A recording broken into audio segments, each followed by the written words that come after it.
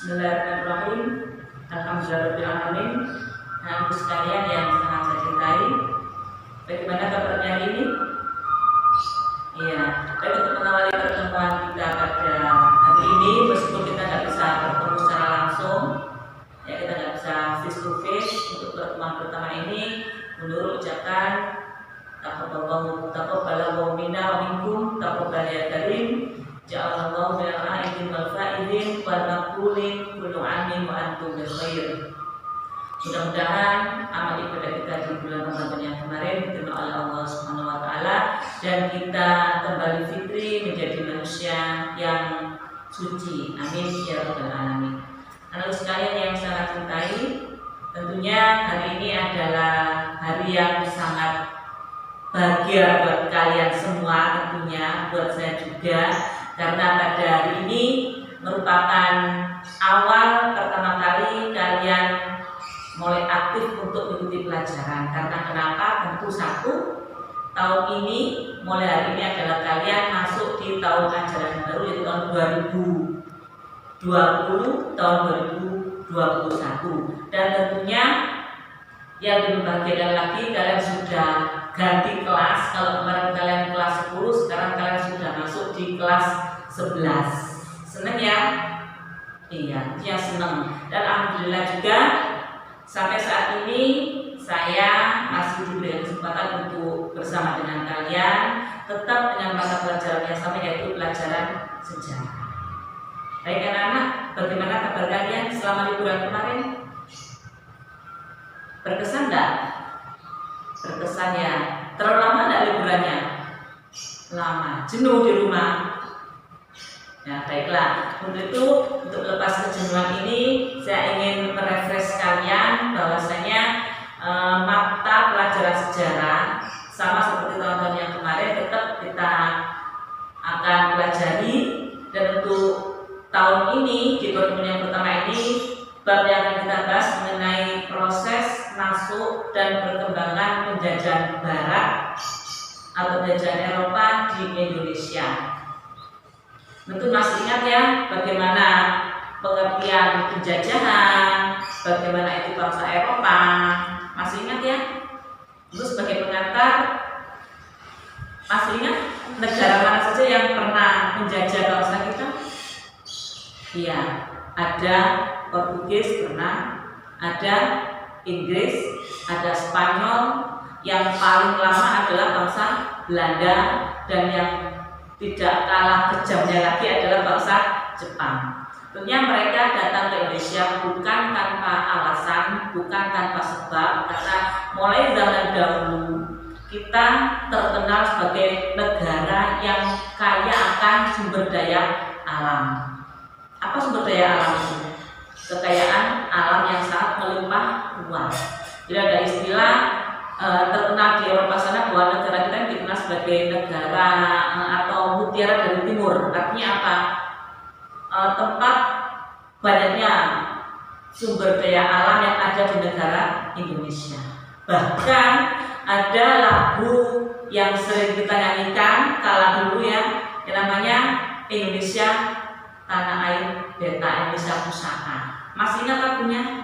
Mau nyanyi bersama-sama? Kita refresh ya. Kita nyoba menyanyikan lagu dengan judul Indonesia Pusaka. Mau ya? 1, 2, 3. Indonesia Tanah Air Beta, Pusaka abadi nan jaya. Indonesia sejak dulu kala tetap dipuja-puja bangsa. Di sana tempat lahir Beta, dibuai dibesarkan Bunda, tempat berlindung di hari tua, sampai akhir menutup mata. Jadi negara kita mulai zaman dulu sampai sekarang selalu dipuja-puja oleh bangsa lain. Artinya apa? Indonesia itu ada. Indonesia ada dan memiliki sumber daya alam yang ternyata banyak sekali menarik minat bangsa-bangsa asing untuk singgah ke Indonesia, dan akhirnya mereka mulailah melakukan penjajahan dari tahun ke tahun, dari negara ke negara yang mereka tujuannya untuk mengeruk kekayaan Indonesia. Baik anak-anak sekalian, saya akan masuk ke keterangan yang pertama.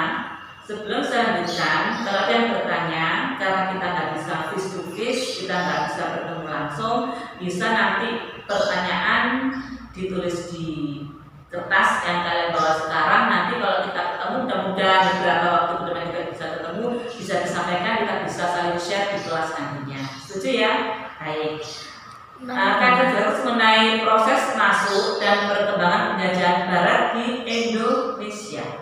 Di situ akan saya tayangkan mengenai bagaimana sih awal mula penjajah itu datang ke Indonesia. Apa sih tujuannya ke Indonesia? Apakah mereka sedang ingin main, mampir, dan mengambil saja? Ternyata tidak. Ini ada bagian yang perlu saya sampaikan juga. Di kelas 1 kemarin kita sudah belajar mengenai Praaksara, Kerajaan Hindu-Buddha, Kerajaan Islam. Masih ingat ya anak-anak? Baik, yang saat ini kita akan masuk di kelas 11. Materi pertanyaan yang saya sampaikan adalah mengenai penjajahan bangsa Barat di Indonesia. Jadi ada penjajahan bangsa Barat, pergerakan nasional, dan yang terakhir ini adalah mengenai imperialisme yang ada di Indonesia. Proklamasi dan perjuangan pertahanan kemerdekaan Indonesia. Nanti materi kelas 3 ada sendiri, tidak perlu saya sampaikan karena ini nanti akan kita pelajari untuk tahun berikutnya. Baik anak-anak, untuk ini ada merkantilisme, kolonialisme, imperialisme, situasi Eropa abad 15 sampai abad 16, revolusi industri dan kapitalisme. Kalau kita lihat yang poin di tengah yang warna biru, itu situasi Eropa abad 15. Jadi sama dengan abad berapa kalau 15 itu? Sama dengan tahun berapa? 1500-an ya. Tahun 1500-an sampai 1800-an. Setelah kita sudah masuk abad 20, kita masuk di tahun 2020, berarti masuk abad 20. 80 tahun lagi kita akan masuk di abad 21 ya. Baik anak sekalian, di situ ada namanya kolonialisme, imperialisme, merkantilisme, revolusi industri, dan juga kapitalisme. Tujuan merkantilisme di sini disampaikan yang pertama, salah satu tokoh pencetus merkantilisme adalah John Baptiste Colbert atau Menteri Keuangan Prancis. Negara-negara penganut merkantilisme yang pertama adalah Prancis, Inggris, Belanda, Jerman, dan Spanyol. Keempat negara ini itu kelima negara ini semuanya pernah menjajah bangsa Indonesia. Cuman bukan rahasia lagi, yang paling lama menjajah negara kita adalah bangsa Belanda. Berapa tahun anak? 350 tahun atau 3,5 abad. Bukan waktu yang pendek. Yang sebuah penjajahan bukan waktu yang pendek. Nah, karena itu kemerdekaan yang kita dapat sebagai pelajar, sebagai generasi muda buat kalian adalah pergunakan masa kemerdekaan ini, pergunakan masa muda kalian untuk mencari ilmu dengan sebaik-baiknya, dengan sungguh. Baik anak semua, sampai di sini ada yang bertanya? Kalau ada, kamu lihat berikutnya di situ. Kenapa sih muncul pertanyaan? Kenapa sih bangsa lain kok harus menjajah bangsa lain, gitu ya? Kenapa kok harus ada penjajahan itu bangsa lainnya? Kenapa sih kok harus ada penjajahan, gitu kan? Nah ternyata Di balik penjajahan, satu, adanya keinginan untuk menguasai daerah lain dan memanfaatkan sebagai daerah monopoli perdagangan. Yang kedua, melibatkan mereka dan usaha dan perdagangan. Yang ketiga, memperoleh keuntungan besar dari perdagangan luar negeri. Pada masa-masa ini, Indonesia belumlah menjadi negara kesatuan. Artinya apa? Negara kita kala itu penduduknya masih mudah diombak-ambingkan, diadu domba. Jadi sekian luasnya wilayah Indonesia ternyata belum ada pemerintah yang berdaulat. Jadi para pedagang, para penjajah di luar negeri dengan leluasa mereka bisa masuk kemanapun yang mereka inginkan. Apa tujuan pertama saya itu?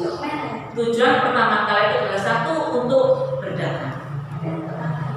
Masih ingat apa yang dicari oleh para pedagang dari luar negeri atau yang dicari oleh para penjajah ketika Indonesia? Apa semua yang dicari? Ya, rempah. Masih ingat di kelas 10 dulu pernah saya bahas, di antaranya yang termasuk rempah itu apa saja? Ketumbar, iya, merica termasuk, kemiri juga, cengkeh, kayu manis. Kenapa mereka kok mencari di Indonesia? Karena di daerahnya nggak ada. Bukannya nggak ada, cuma harganya sangat mahal. Akhirnya mereka ingin mencari di mana sumber barang-barang ini.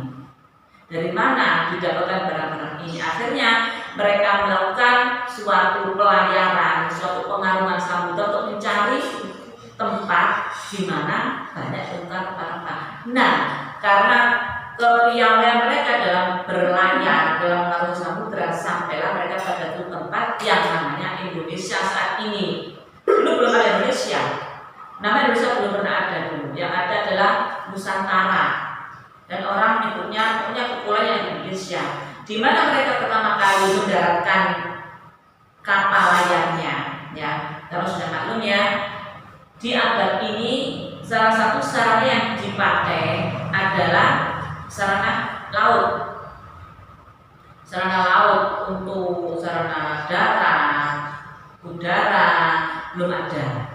Yang ada adalah kapal laut. Kemudian mereka sampailah pada satu tempat yang namanya di daerah Sulawesi kalau sekarang. Di sana banyak sekali ditemukan rempah-rempah, ya, rempah-rempah yang ternyata mereka bisa mendapatkan dengan mudah. Kenapa kok dengan mudah didapatkan? Satu, karena mereka dengan leluasa bisa langsung mengambil dengan cara membeli dengan harga yang paling murah. Dengan tipu daya mereka mendapatkan dengan harga yang murah, dengan mudah, akhirnya mereka senang. Mereka balik ke negaranya. Sekian tahun berlalu, akhirnya terjadilah hal yang serupa, yang sama, yang akhirnya mereka ingin bagaimana caranya bisa dapat banyak tapi tanpa banyak. Maka terjadilah yang namanya penjajahan. Ya, itu yang asal muasalnya mereka mengatakan, oh kalau itu di Indonesia bisa ya kita ambil. Itu masih satu titik, belum titik atau di pulau-pulau yang lain.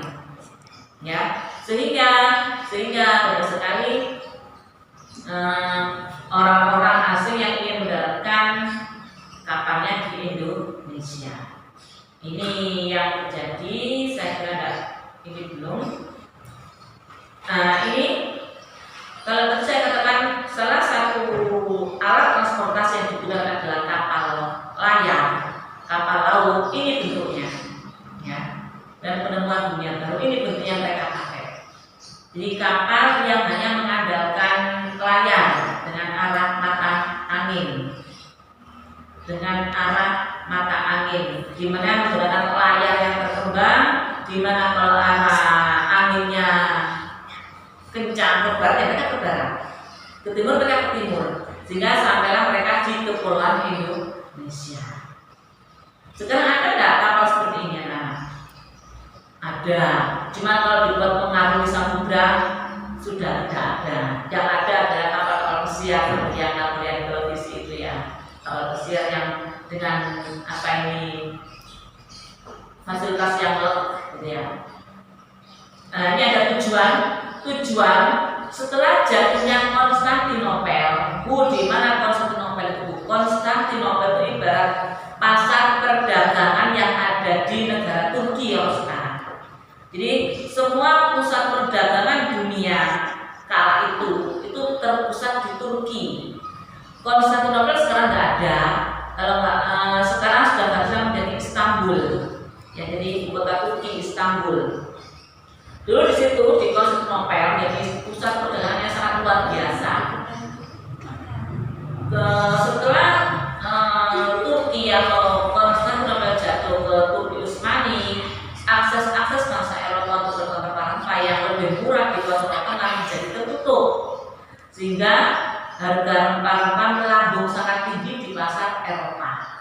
Jadi ketika Konstantinopel ditutup, pasar ditutup, tetap ada orang jual rempah-rempah, tapi harganya sangat melambung. Bagi orang Eropa, kok mahal banget gitu kan. Ketika mereka berpikir, dari mana sedapnya rempah-rempah ini gitu. Dari mana sedapnya rempah-rempah ini? Akhirnya mereka melakukan pelayaran sampai mereka menemukan suatu kepulauan yang namanya Indonesia. Ya. Oleh karena itu mereka berusaha mencari dan menemukan daerah-daerah penghasil rempah-rempah ke daerah timur, sehingga mereka beristilah mengatakan kekayaan alam kita diibaratkan sebagai mutiara dari timur. Jadi itu sebagai bentuk apa ini ya, konotasi juga karena sebenarnya ya, karena konotasi karena mutiara itu termasuk barang berharga. Jadi barang berharga bukan berbentuk permata, tapi berbentuk rempah-rempah. Baik, ini adalah gambar peta-peta Indonesia yang pernah disinggahi oleh para penjajah. Kemudian di sini lagi akan kalian temukan kedatangan bangsa Barat. Sebelum saya lanjutkan kedatangan bangsa Eropa ke Indonesia, ini yang satu kapal yang digunakan. Kapal sekian muat berapa orang kira-kira? Bisa kita bayangkan, kalau layarnya aja sekian besar, tentunya ini membutuhkan orang yang banyak untuk mengembangkan layarnya, gitu ya. Jadi otomatis ya puluhan bahkan ratusan orang yang ada di kapal ini. Puluhan bahkan ratusan. Jangan ditanya, Bu kalau makan bagaimana Bu? Bukan ya. Ini tentunya mereka sudah memiliki urusan logistik dan yang lain-lain sudah terpenuhi di sini. Kedatangan bangsa Eropa ke Indonesia. Baik, lanjut ke sini. Sebelum saya lanjutkan, saya ingatkan kalau ada yang perlu ditanyakan, silakan nanti bisa ditulis di buku yang kalian pegang. Nanti ketika pertemuan di kelas kita bisa sharing dari keterangan yang saya sampaikan dan kalian bisa bertanya mengenai hal-hal yang kurang dipahami dari pembahasan saat ini. Baik, teman-teman sekalian, ada sedikit yang perlu saya sampaikan lagi. Untuk pertemuan ini kita akan lanjutkan untuk sampai di pertemuan berikutnya. Untuk tugas kalian di rumah, tugas nanti ya, silakan kalian mencari kalian buat semacam tulisan, semacam apa ya, ikhtisar rangkuman latar belakang datangnya bangsa Eropa ke Indonesia. Kok gitu Bu? Dari satu kata tadi. Tulis dengan bahasa kalian sendiri seperti apa latar belakangnya mereka datang ke Indonesia. Bisa kan? Bisa ya? Baik. Saya kira ini yang bisa saya sampaikan. Kalau ada yang kurang paham seperti yang disampaikan, silakan bisa menulis pertanyaan di kertas kalian masing-masing untuk kita bahas di pertemuan yang akan datang. Saya kira sekian. Semoga bermanfaat. Assalamualaikum warahmatullahi wabarakatuh.